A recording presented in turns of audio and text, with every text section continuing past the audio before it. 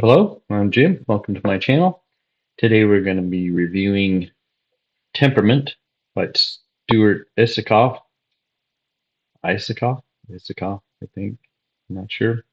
Anyway, this is just a one of those um, impulse purchases I found at the local used bookstore. It was laying on top of one of the tables, and I enjoy uh, interesting topics and things I don't know about. And this kind of caught my eye. It's about music, which I'm not a musician. I'm not even close, but I do enjoy good music of different varieties. Classical to modern music. And this one it caught my eye because it's also a historical book.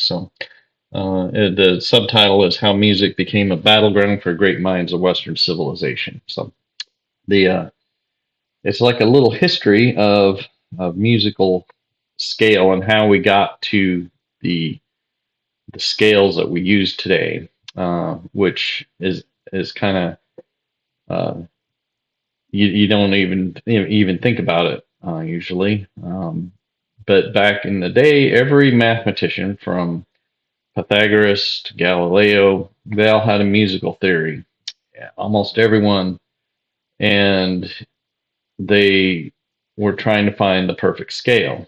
Uh, and through their observations and their calculations and their playing around with the different instruments, they at one point they determined that a perfect musical scale was like finding the end of pi.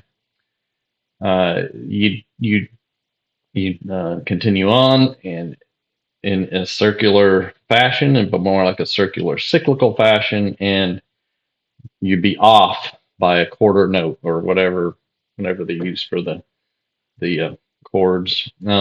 Anyway, so for centuries, it seemed to plague everybody up until and they had to like come to an agreement.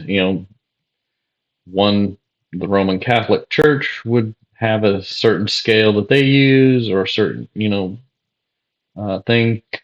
Classical musicians. It seemed to come to head when the pianoforte uh, was invented. That seemed to have they were able to actually get the closest to this perfect scale, but they still had to do this thing called temperament. They had to decide where to change the notes ever so slightly, shorten the length of the final chords imperceptible amounts so that the human ear will still enjoy the music but not uh,